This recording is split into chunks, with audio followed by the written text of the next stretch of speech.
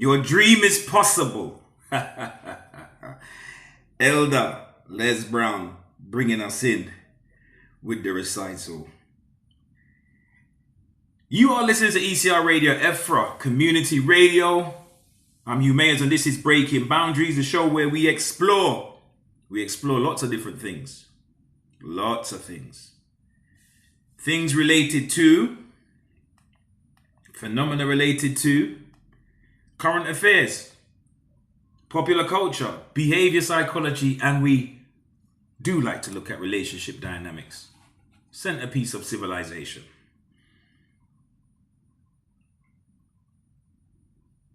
Disclaimer. Topics addressed in today's program may deal with sensitive issues. For example, struggles with mental health, structural racism, sexual behavior, or politically polarizing themes. Listener discretion is advised. The views and opinions expressed in this program are those of the speakers, commentators, experts, guests, or host. They do not explicitly or necessarily reflect the channel's policy or founding principles. ECR cannot be held accountable for all or any views expressed. Cannot be, will not be, shall not be held accountable for the unruly one's views and opinions or those of his guests. Why am I speaking in the third person? But anyway, you get where I'm coming from. Breaking Boundaries Talk Show with your host, Hugh Mayers. Sometimes controversial, often provocative, but always informative.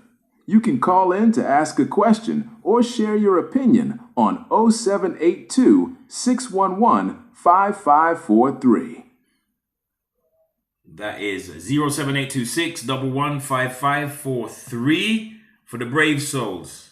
And you will be glad to know that we will be organizing a more widespread way of communicating with us via text, email, pigeon, smoke signal. But for those who don't want to phone in, but they still want to communicate and still want to take part because we appreciate the interaction, there are methods being channeled right now.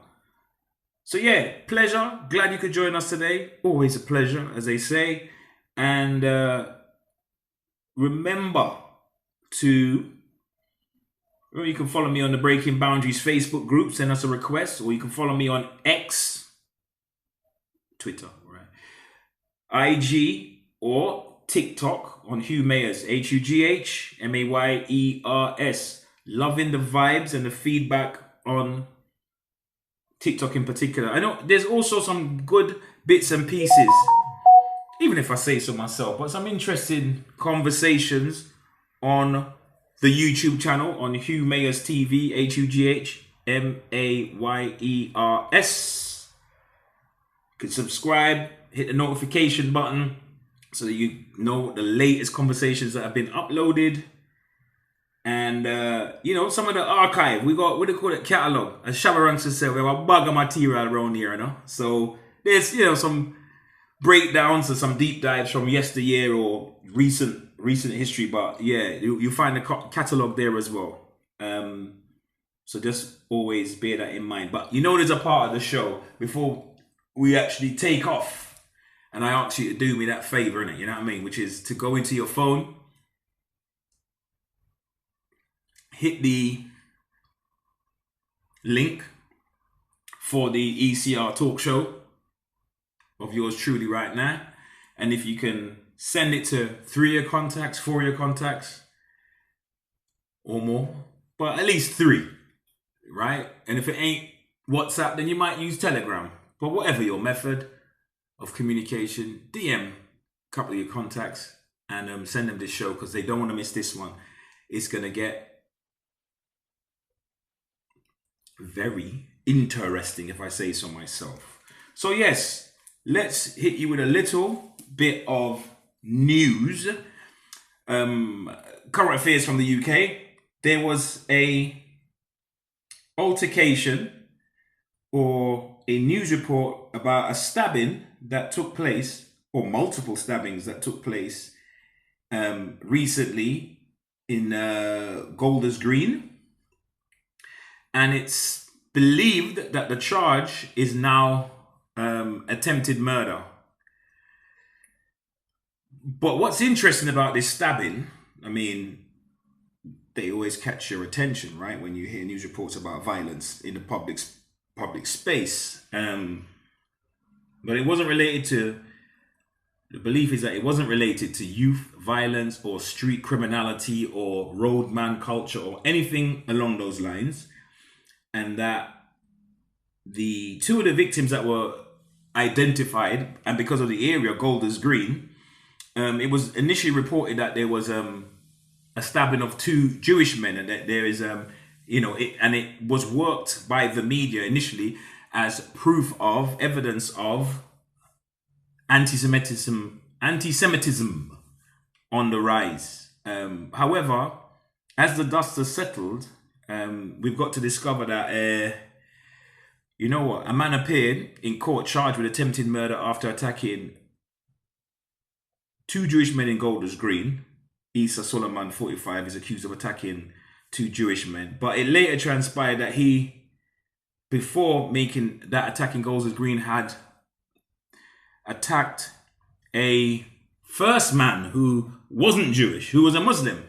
And so it left people scratching their head related to motive, that if it was pure, this is some sort of pro-Palestine or anti-Semitic or terror related, why the first stabbing? We can't really actually scratch that out now. We've created a story, we've created a narrative around this, so we got to go with it. But yeah, the facts are that, or did I say the facts? The allegation is that this gentleman has a long history of a long psychiatric history, that he has spent time in secure accommodation, mental health accommodations, meaning he'd been sectioned against his will and things like that. And so he's been battling with mental health, and that is, so the incidents are related to his poor mental health and have less to do with any kind of politicized agenda. It's early days yet, but we know that the narrative of it being two Jewish men and it being anti-Semitic, it does throw that into question, right? And the mental health and how people with poor mental health are maligned and framed and misrepresented in the media. Unfortunate as it is, but it does take place. And the facts are, we do know this statistically, that people who have mental health diagnoses and suffer from or live with things like schizophrenia and bipolar and other the more serious mental health diagnoses, we do know that they are statistically more at risk of being harmed by others than they are of harming members of the public, right? That they are more vulnerable, that people with mental health issues and diagnoses tend to get are more likely to be the victims of violence, right?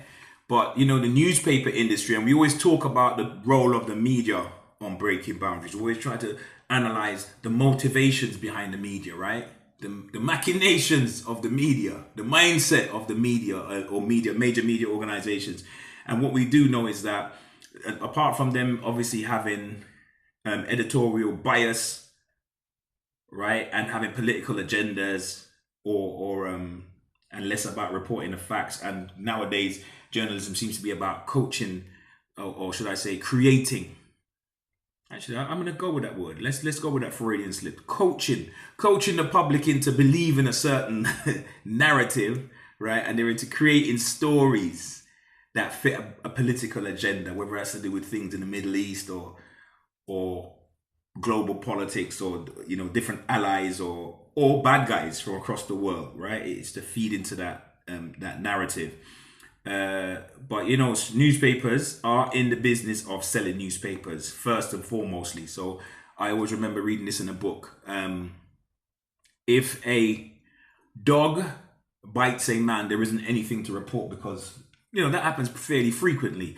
But what becomes newsworthy is if man bites dog. So they're always looking for a scoop or another angle to sell papers. So this one is a little bit juicy for them to create that narrative as well. The shock and the terror and words of hatred and vitriol and anti-Semitism. But watching the TV this morning, seeing a BBC news item, and they're just going to pretend as if the third victim didn't exist, or should I say the first victim. They're going to pretend like he didn't exist, and they still went on their should the government be banning pro-Palestine rallies, and what if people chant from the river to the sea, should they be arrested on sight, or we're going to internationalize or globalize the intifada, and all these type of political slogans, you know, whether we're going to arrest them and stuff like whether they should be arrested by the police.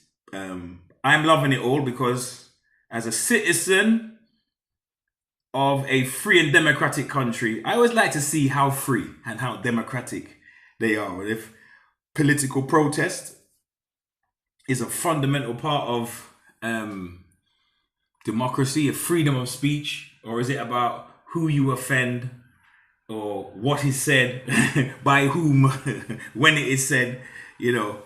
So we are finding out how free and democratic the UK is as time evolves, you know? So yeah, really interesting to keep our eyes on that story. But yes, just for the record, right? It's a triple stabbing and charges of attempted murder. So yeah, just to bear that in mind. Crazy times. But you know, they do say that society is actually London in particular is statistically a more safer place than it was, say, for example, 5 or 8 years ago.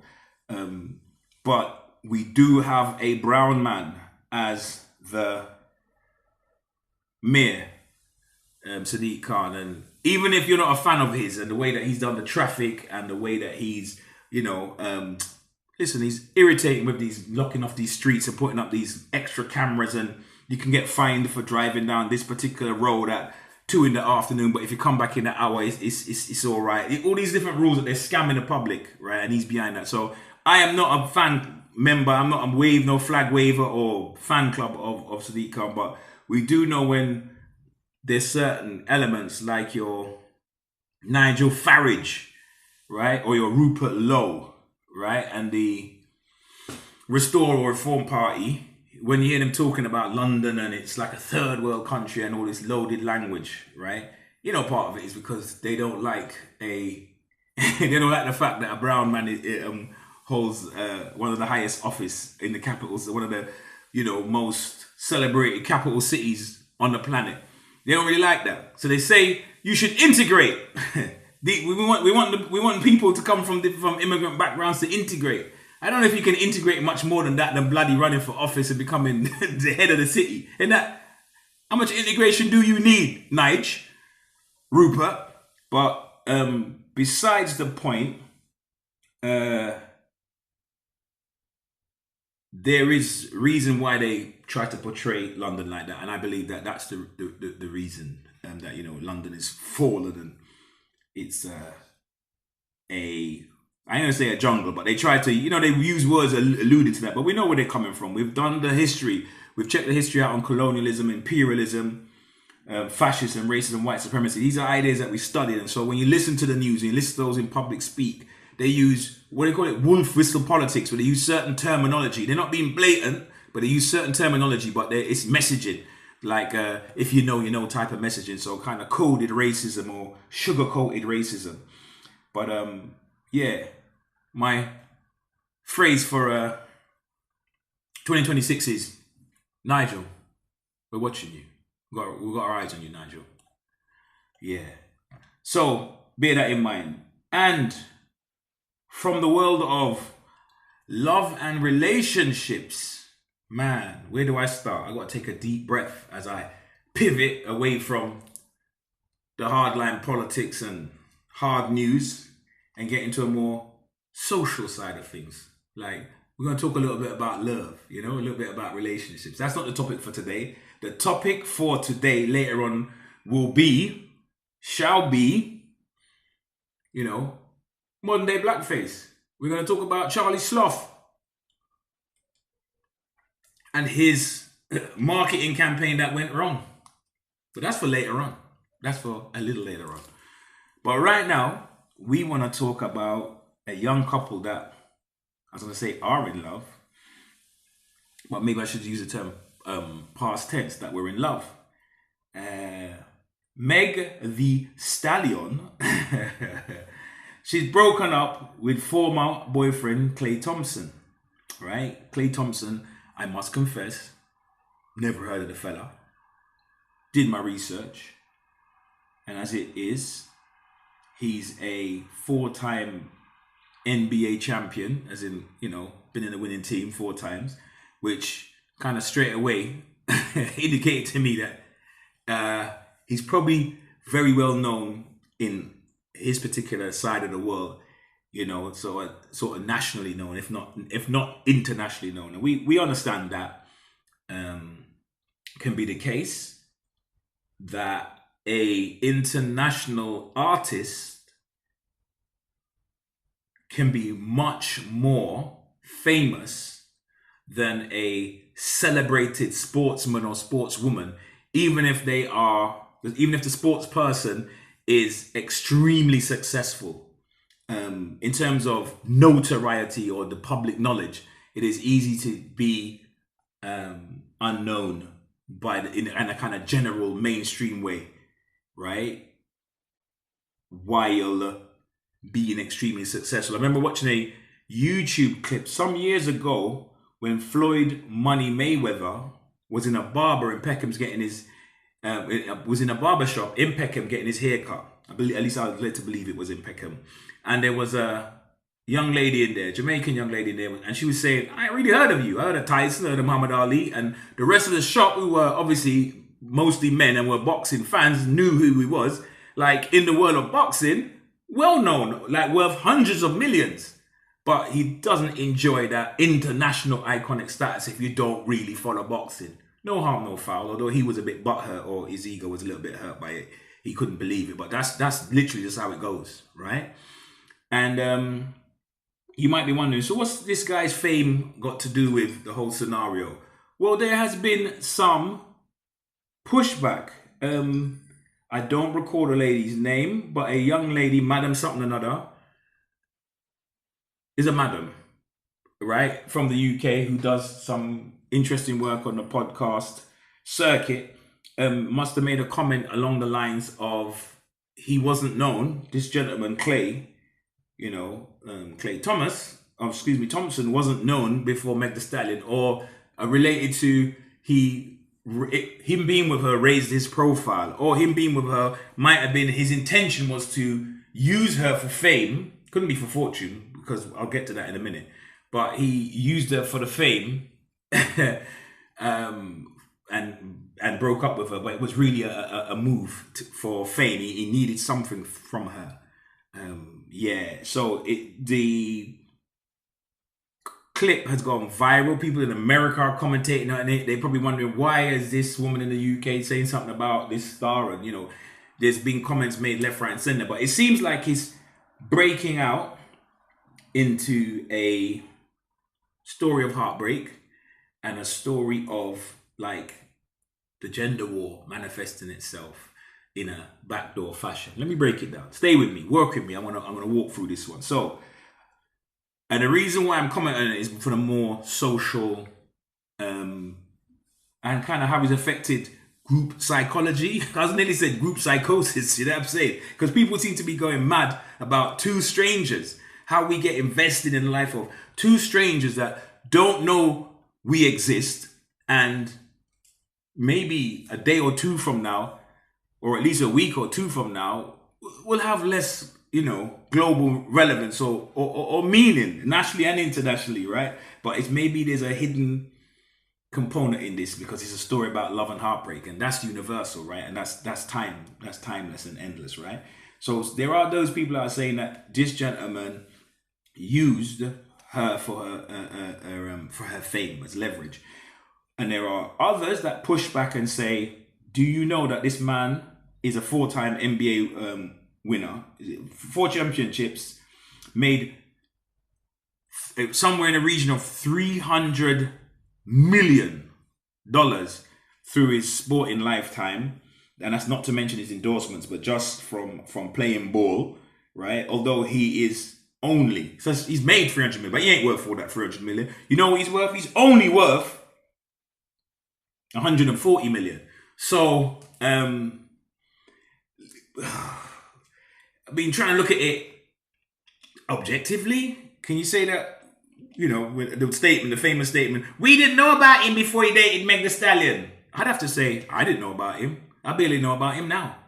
But I think his credentials, once one takes a look, kind of speak for themselves. I mean, he could have been a farmer in flipping soya. If he's worth 140 million, I don't think he's struggling for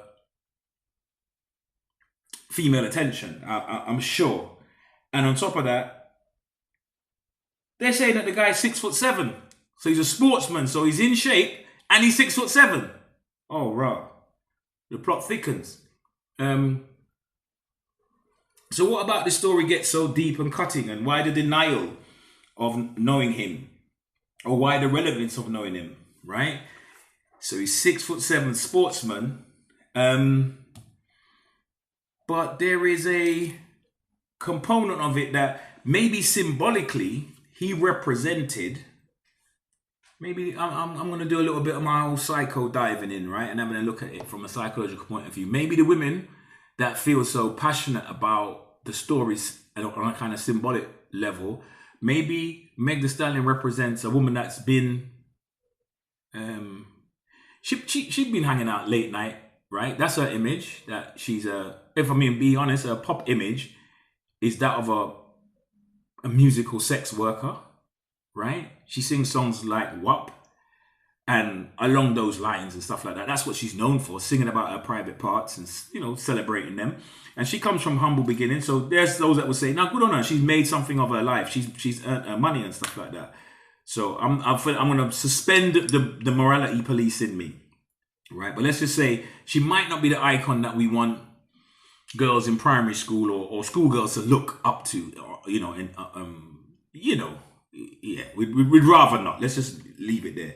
But she had was it supposed to be her Sierra moment where she met a prince that she was gonna sail off into the sunset and love and kind of quiet down and tone it down, the hot girl summer kind of lifestyle or image. Maybe that was what she was hoping for.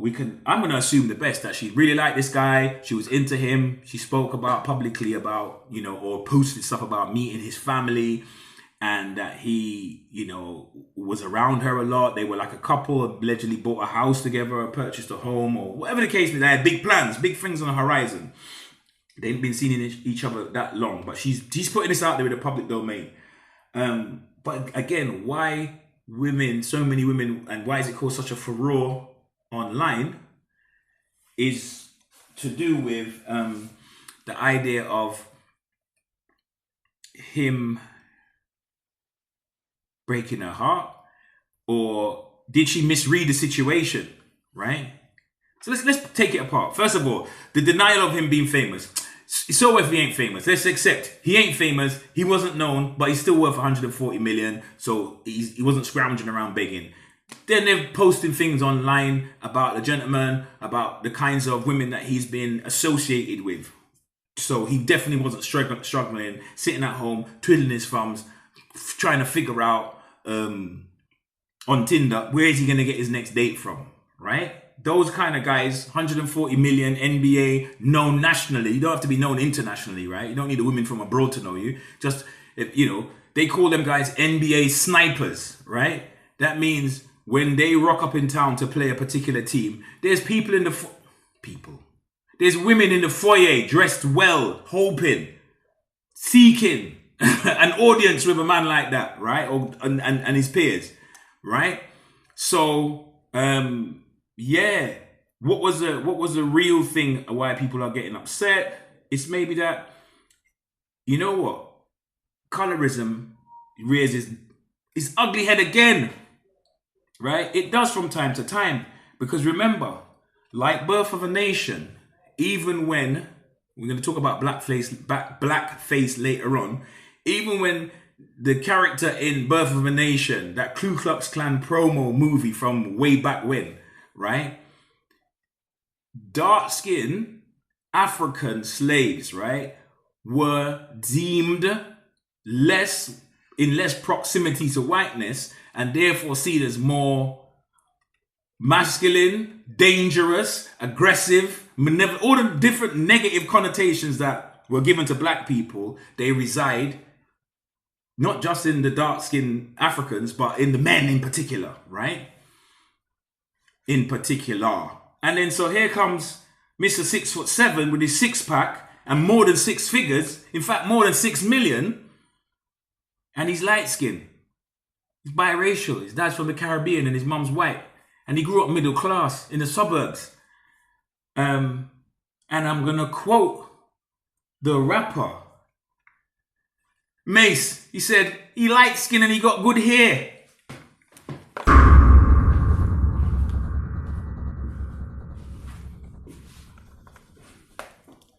Let that one settle in. So let that one sink in. So you know what that means in the unfortunate parts of our cultures in the diaspora, right? With the colourism and the texturism. He symbolically represented almost like a white saviour. He was a rescuer from bad decisions, from giving false evidence against Tory Lane, whose evidence I think sent him up the Swanee, and he's in prison riding a big bird, serving time, right? After she slept with her friends, she was seeing somebody. She started to see her friend's boyfriend sexually. She started to see him sexually behind her good friend's back. So she's from the, she made some bad choices. Let me put it that way. I ain't here to denigrate them. I ain't here to denigrate no sister. But what the Tupac said, even when you was a crack fiend, mama, we knew you was a black queen, mama. But you get it. She made some bad choices, right? So there is this thing about him being a deceiver, that he cheated on her. But the information as it unpacks and unfolds says he actually said to her at a particular point in the relationship, I don't believe I can be monogamous. So he left her with a choice. He told her up front. She didn't discover from other circumstances. It was him that told her that. And then so he left her with a choice to stay or to ride out. And she obviously rolled out and she was very upset about it. And understandably so. It's not usually a woman's first choice to be part of a roster or part of any polygamous situation. And if you're talking the NBA style, that don't mean polygamous. That really means part of a harem. You know what I'm saying? She on the team, you know what I mean? So it's caused a stir. But there are other factors to just be considered, just lightly, just to be considered. It could be that there is more than him being an NBA sniper, there could be just a class issue at hand, right? That him being from a middle class background, because like they say, his dad was an NBA star, and they're saying that this guy Klay Thompson grew up in the suburbs, right? So he's not really from like the hood in that kind of way, right? So he's grown up. Plus he's biracial and middle class, right? So classism is a reality, right? Like we have all different isms, racism and colorism and every other ism, schism, right? But classism is something that I notice that we often don't take account for. And we sort of block people into single blocks, say, so if this person's black or identifies as black, right, they're going to have this type of worldview in politics, right? And this person is from another race, they should. But you find amongst the classes in each race, right, you find differences in worldview and taste and etiquette, customs, what's acceptable, etc. So we could only use our imagination, but he rocks up with, because Megan Thee Stallion makes a point that you invited me to your family home, you brought me around the family for Thanksgiving, right? Whether he did that of his own accord, or did she chew him out a little bit and then he decided to bring her around the family. That's one thing. But two, you use your imagination. When his dad saw her, it's Meg who? I'm gonna show you when she rock up. Dad might have wink, buddy. Oh, okay. You know what I mean? But did his dad mean, oh, you're gonna marry that woman, she's gonna raise your children, and Meg's gonna be my daughter-in-law? Or did dad just think, oh, it's like he's my son, he ain't settled down yet, and he's just, he's young guy, he's in his years, right? Did his mum say, oh my God, that's gonna be my daughter-in-law? I can't wait to start baking cookies with her, and I'm gonna bring her around my social circle. Remember again, there's a lot of, in classism, there's a lot of snobbery, right? And things that are discussed in public, things that are not seen as polite, right? Things that are seen as what do they call it? A faux pas. You know what I'm saying? They got all these quaint ways of operating, right? And customs and stuff. Do you think you can bring a hood chick around? Well, you can bring her around, but yeah, marry. So I don't know. I'm not saying he should or shouldn't, but maybe she was a little bit naive and that there was a class factor which made their marriage unlikely. Then she's got a history, and whether we like it or not, and it's so ugly and it's so horrible, and I hate to discuss this. And that word body count makes it sound like people been getting murdered. Like I thought body count meant like when somebody's a serial killer or something like that. But they talk about this thing, body count, and I didn't make the rules, and I know the rules will exist a long time after I have left the planet Earth, right? But for some reason, in heteronormative societies across the world, a woman's sexual portfolio does seem to have some impact on how she is evaluated romantically going forward. And so, with Meg's image, and she's quite public of posting about who she's been dating, and the rappers and the man them with the tattoo on the neck and the thug life man them, right? The likelihood of some middle class 6'7" biracial guy from the suburbs actually wifing her, it wasn't. I think from the bloke's side of the fence, it was like it was never gonna happen, and they would, if that was their friend, if I didn't call her Stefflon, if Meg was their friend, their cousin, their niece, or somebody they cared about, they might have hollered at her, to kind of pull her coat, to use that phrase, like to say, I know you're into dude and, X, Y, Z, but you just need to protect yourself. Be aware because, it might be and it could be. Whether she would listen, whether that young lady would listen, take what you want to say, be able to take what you want to say into account, that's another story. But a man being protective, that would be an element of trying to pull her coat, right? Or even checking in with homeboy to say, what's your plans with my peoples, man? Like, what's your angle? What you on, bro? Like, yeah, can do that. How much license you have to do that if she tells you, can you back off, please? I'm a grown woman, and that's my relationship, yeah? That's where the system, shout out to my Muslim family, shout out the system of the wali comes in, yeah? When man pull man aside and say, listen, I will shed you up, But anyway, that's another subject for another day. But yeah, so there is a suspicion that maybe poor Meg was just seen as a little bit of pastime. It was a bit of a fetish, right? She kind of like been outside. She probably, how she portrays herself in her music videos, knows certain thing. And homeboy was a little bit interested. But it wasn't going to go anything more than that. But the moral of the story is this, or thus commencing. We, the general public, it would behoove us to not be parasocial. Parasocial, involving or relating to the connection that someone feels between themselves and a famous person they do not know. A character in a book, film, TV series, etc. That we don't have to live our lives through the lens of somebody else. And I say this in all seriousness. If Klay Thompson isn't known or wasn't known and still isn't known, I kind of accept that. I acknowledge that as a bloke, as a fella. And that Megan Thee Stallion is much more famous than him. And she will continue to be even more famous than him. And I wish them both all the success in their respective sides of the track as they go on and use it as a life experience. And let us use it as a lesson to maybe not be so invested or hurt through what happens with the rich and the famous. And we take more concerned about what's going on in our communities, right? Like cultural colonialism that's taking place, right? And culture appropriation or cultural appreciation, you know? So let's just bear that in mind.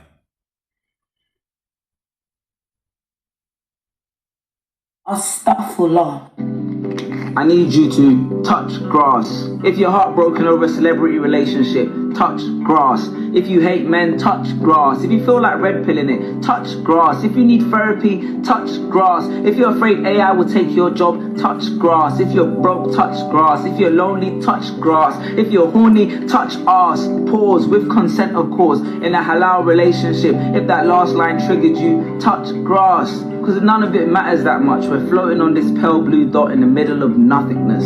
Only law is God's law, so it's not that deep. Touch grass, fam. Are there